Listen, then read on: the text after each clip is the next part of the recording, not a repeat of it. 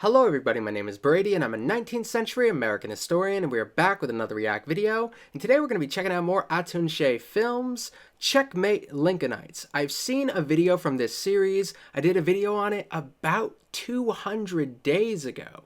It really feels like it wasn't that long, but it has been that long. And I never checked out one since, even though I did like that video.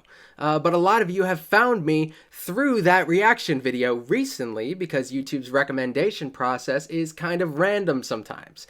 You guys find me through the weirdest older videos that I did. Some of them I don't like that much, but I'm excited to get back into this, especially since there are so many of you just finding me now who are coming from that video. So this should be really cool.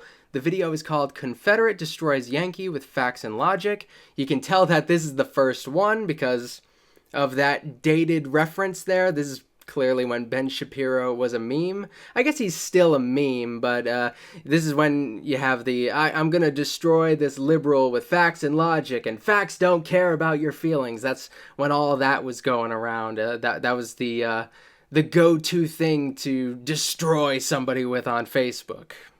All right, let's do this.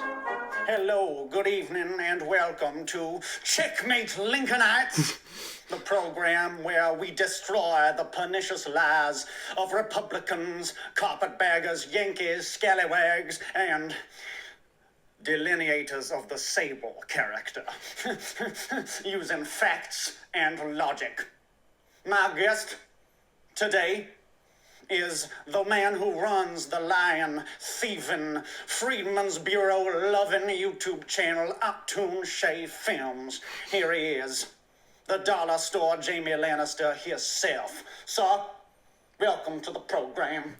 You can tell this is the first one as well because he's a little bit stiff in the accent. I mean, the accent is never perfect. It is kind of like an exaggeration of a Southerner's accent. But it does have a certain Southern charm to it that can be a little bit difficult to fake. Going to college, you meet all sorts of people who come from all over, and it makes you wonder, how did they end up at this college out of anywhere? But I've met plenty of people with those strong Southern accents, and even when they're running you down, even when they're insulting you, there is something charming about it, and he's kind of got that at least. It's framed a little differently here. He's not the Union soldier in this one. I don't know if he's going to have a thing where he like transforms into the Union soldier, if that's a separate character, if that's a different version of him. It's kind of fascinating though. I'm excited to see where this goes. I didn't get a lot of the channel lore from the last video. Jumping in the middle probably wasn't the best idea. Thank you for having me. It's a pleasure to be here. Now, sir, I have watched your videos about the War of Northern Aggression, and I must say, I did not care for them. Not a whit. Okay, your whole argument about the slavery part of the Confederacy is false. But coming from a Yankee like you, it's not surprising. Less than 3% of all Southerners owned slaves. That's not true. That's definitely too low. Look at the Corwin Amendment, for example. The North kept pushing taxes on us Southerners, so we pushed back. You keep pushing your Yankee propaganda like it's real. It was all about the right to be a sovereign nation. LOL. You're just a typical soy boy. Okay, so... Oh, soy boy. That's another thing you destroyed somebody with on Facebook back then. Jesus. There is something that these series do very well, and they introduce you to the plethora of talking points on this issue that you'll get from that side. They really do have a lot to throw at you, and if you're not ready, you may be caught on the defense, and if you don't have a proper rebuttal, you don't have the information cataloged in your brain. Like, I knew that 3% number was wrong, but I couldn't tell you what the percent was off the top of my head. So that would have me on my heels a little bit if somebody came at me with that argument. I can tell them that they're wrong, but I won't look as good unless I can give you the percentage there. The Corwin Amendment, that's another one that's going to catch you off guard a little bit. I'm going to let him continue because obviously he's going to have to go a little bit more into that. And I'll see the extent of how he's going to cover that, and then maybe I'll give some more thoughts on that. Because I was hit with that one not that long ago, actually, and I thought it was interesting. So there's a lot to unpack there. First of all, it was more like 30% of Southerners who owned slaves. 30, and there you go. Just out of curiosity, sir, did you I wouldn't know that off the top of my head. Oh, yes. I most certainly did. You're a monster. LOL, look at this soy boy. Thinks slavery is wrong. So you mentioned the Corwin Amendment. I'm glad you did. That was basically the federal government's last-ditch attempt to avoid the Civil War. Now, for those of you who don't know, the Corwin Amendment was this proposed amendment to the Constitution that basically would have guaranteed the southern states right to own slaves. I mean, potentially forever. So your implication would be that if the war was really about slavery, then why didn't the southern states just immediately go along with and ratify the Corwin Amendment? But you're forgetting that a big cause of the Civil War, and certainly the events leading up to the Civil War, were not about preserving slavery, but expanding it. I mean, you take the Missouri Compromise, for instance. And yeah, throughout the 19th century, we have this little compromise where when you add a free state, you add a slave state. That's so that when it comes to governing, there was always a balance and one side didn't overwhelm the other completely. And every time we have a new state coming in, it's this big controversy because if this upsets the balance, people are going to start feeling oppressed or whatever. The Corwin Amendment, I love how he explains it because, yeah, if you can't maintain that balance, if this amendment keeps it from expanding, and that's one of the big problems, that was the deal breaker. If it keeps it from expanding, then eventually these southern slave states are going to be totally overwhelmed as far as representation in the government. They will never have another president again, probably, unless they do some serious marketing or abolish slavery on their own. So those are the options here, and that doesn't look good for them. Lincoln's whole position when he took office wasn't to abolish slavery, it was to contain it.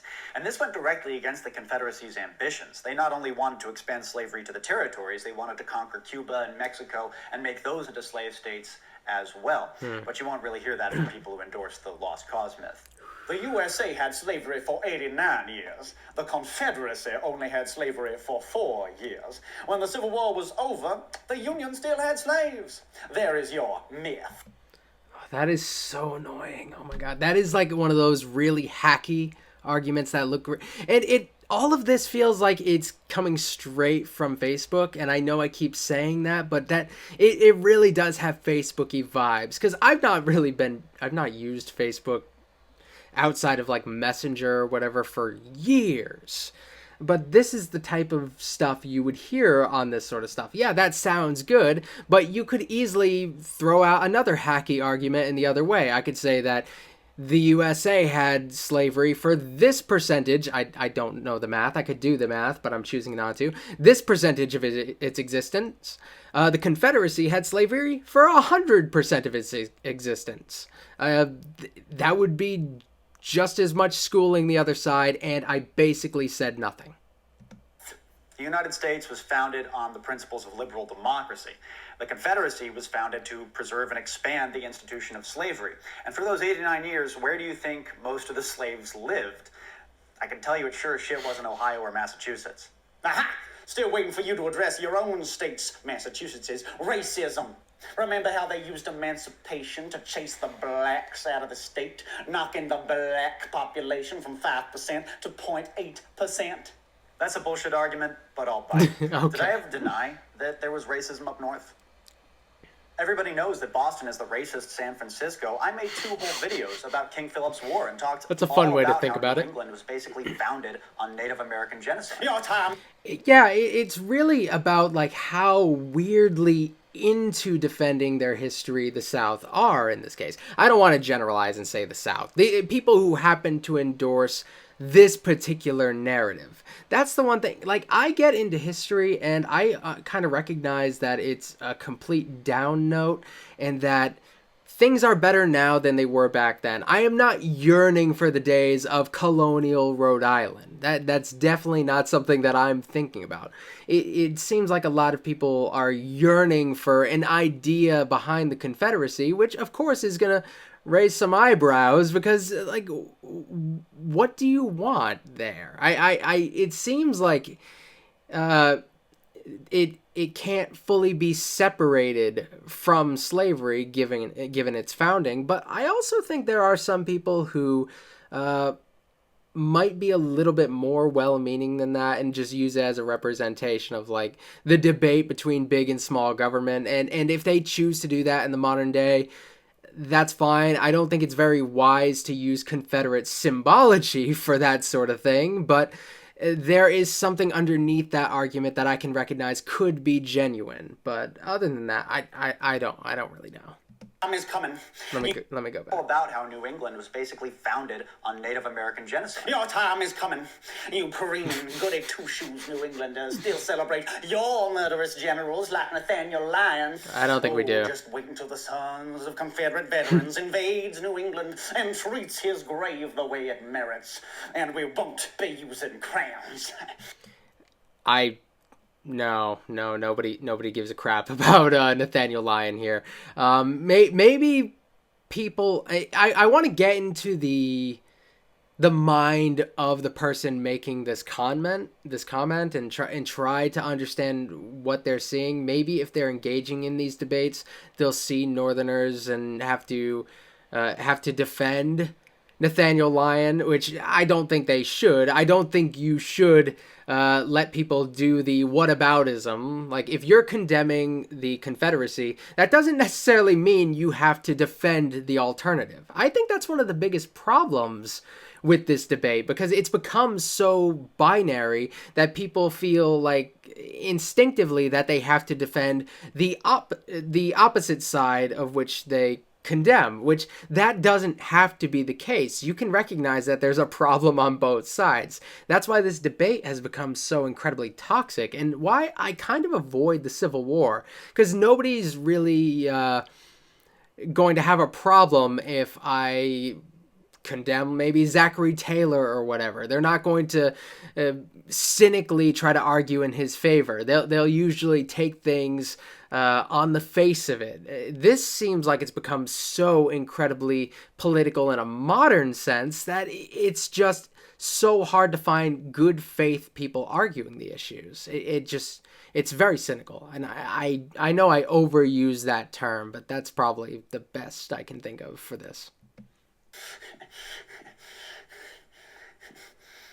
Okay, well, I can guarantee you that not one person in 100 up north knows who the fuck Nathaniel Lyon was. That's true. And I invite the sons of Confederate veterans to invade New England. That would just be really funny.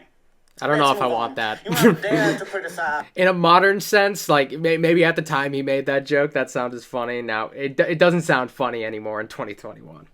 As the statues of our brave, but I get the idea. Confederate men, Davis, Beauregard, and of course, General Lee. You have called these statues racist, white supremacist. This is misrepresenting what these statues mean. They are monuments to key moments in history, like the Battle of Liberty Place. Tearing them down is no different from burning a history book. If we had to remove every statue that offended someone, well, then we would have no more statues. And the term white supremacy is not a racist one either. Okay, I'm going to go back 5 seconds. Before he gets into this second part, I can kind of tell where it's going. I heard the little music kicking in the background, and this is about to like get to the point where, like, if I let it get that far, I won't be able to comment on the statue thing. I've had this pretty consistent, I think, belief when it comes to statues. I don't think statues are a great way of telling history. I think they're a great way of glorifying figures in history. I don't think if you get rid of statues, you're destroying history. It's not the same as burning a history book, because statues are supposed to give like a glorified image. And honestly, it often distorts history because you're getting that glorified image. They're very rare cases. Maybe there are some. I don't know. We don't have a whole ton of statues up here, so clearly I'm not as passionate about it. But maybe there's cases where we have statues that acknowledge some of the negative things in history, but they're so often trying to glorify things that they give kind of a lopsided narrative of what happened in history, which I think is kind of unfortunate. That's why I don't really give a crap about statues. I'm not going out of my way saying take them down or whatever. I'm not very passionate about them. I just don't like when people say that the statues and history in general are linked. You can be pro history and anti statue. Just because you're pro statue doesn't mean you're pro history, especially if that statue is distorting history with the image that it casts. You know what I'm trying to say? And the term white supremacy is not a racist one either. Oh, jeez. White supremacy does not mean black inferiority, just the same way that being proud of your black heritage does not mean you dislike white heritage. Pride and supremacy, two different things. I just want to emphasize that before we get too far. To be proud of something is one thing. To feel that it's superior than another thing, those two different things. Oh no, this is about to go down a bad place. What a terrible direction the left wing has started to head these last decades. Complete denial of human rights. Why don't you run that little theory by a black person and get back to me? Everybody feels their group to be superior. Liberals feel superior to conservatives. Hip-hop feels superior to black metal. Superiority is a widely... I don't think hip-hop artists are even comparing themselves to black metal. They're different things. And I think that example is actually a great way of saying what's wrong with this, because it's not about what's better or worse. It's just that they're different. One may speak to you more than another if we're talking about music, and you could talk about lifestyles or whatever, and maybe you prefer a city life over a rural life. That might be a thing, but I think there is a line between like preference and superiority. Preference isn't even the best word. There's a line between superiority and acknowledging differences. Held belief among all humanity. But all of a sudden when it says your nationality is superior, then it's a problem. Blacks feel superior, that's why they hang out with other blacks. Mexicans feel superior, that's why they hang out with other Mexicans. It's okay, bub. It's okay, bub. That's Okay. You're scaring my bird, guys. The Hitler thing, I commented on this in the last Atun-Shei films thing, I think. I don't know if I made myself clear. I don't know. I didn't watch that video back. But my policy on comparing people to Hitler is to just don't. And I'm not telling other people to. This is just a personal choice that I make in arguments. I avoid it because it shuts down arguments. There's some people you absolutely cannot persuade. They're not arguing in good faith. And if you want to compare them to Hitler if you feel like it. That's totally fine. I just try to avoid that. And if I feel like the comparison holds up, comparing them to Hitler, if I feel it holds up, I have plenty of other ways that I could dismantle them in an argument. But like, I wasn't saying that you should never compare somebody to Hitler. Or at least if I did say that, I must have slipped up in the moment, because that's not what I was trying to say. I'm just saying this based on comments that I've gotten on that video. But like, yeah, compare your enemies to Hitler all you want. Don't expect to persuade anybody after you've done so, though. Expect the conversation to be over at that point. Make sure the conversation is over and that there is no hope of persuading them before you compare them to Hitler. I think that's a good rule. Denial of human It's okay, rights. bub. Superiority is human. Hey, can I see your gun? Oh, Okay, I think we're good. certainly. Oh, he's gonna shoot him. Never give the guy your gun. Cool, thanks. That's pretty rad. It's okay, bub. It's okay. It's okay. Just gonna turn that down for a sec. My bird gets scared at loud noises. We're just gonna keep it low until talking happens again. Oh, jeez. I wonder how many times he's died in canon. I'm very curious. Wait, did he die in the last one? I don't know if he died. They had that weird Nazi thing, and I don't know. Be sure to like, comment, and subscribe. And don't forget to hit that bell so you get notification of future uploads. Bye! So since this was the first Checkmate Lincolnites video, I need to know, was this like an accident? Is this like a one-time thing that became a many-time thing? Because this feels like just an opportunity to address the comments, and then it turned into a series, which I can tell that it kind of got its bearings by the episode that I saw, but this one feels more like it's intended to be a one-off, but I don't know. I really like his style. He does live action history videos on YouTube better than a lot of other people I've seen. There's very few actual like really good filmmaker types who do live action video stuff. A lot of people do their video essays. They have a lot of pictures scrolling over the screen. I've seen some great animators. If there are a lot of live action video creators that specialize in history and do really cool entertaining work like this, I haven't seen a lot of them. It's just not what the history dudes seem to be in. He must be like into filmmaking and stuff, because when you see like the later stuff, there it is very well shot. And I saw a thing where he was like opening his 100,000 subscriber button thing, and he did some really impressive stuff in that. So I saw that as well, and I'm like, oh, wow, he's really got skill. I really like that one. It's very much an introduction. I like that it talked about the amendment. I thought that was a really good one, because that's one of those that could really catch somebody off guard.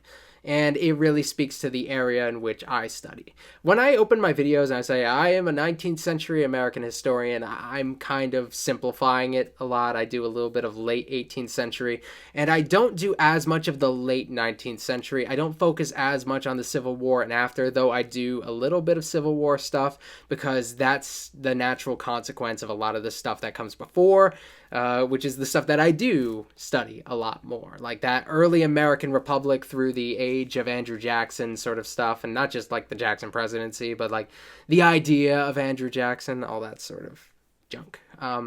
I've talked enough. I hope you guys enjoyed this video. I'd like to check out more of his stuff. Some of his videos are really long, so I need to make sure I have a lot of time set aside before I start them. So we'll see. I don't know how long the next one is. That's not it. I'll check. I'll see how long that one is. I think the earlier ones are probably going to be a little bit shorter, and then they get longer as they go along. That tends to be how this stuff goes. So I might get around to the next one sooner rather than later. Oh, I'm excited. And I'd like to check out some more of his other stuff.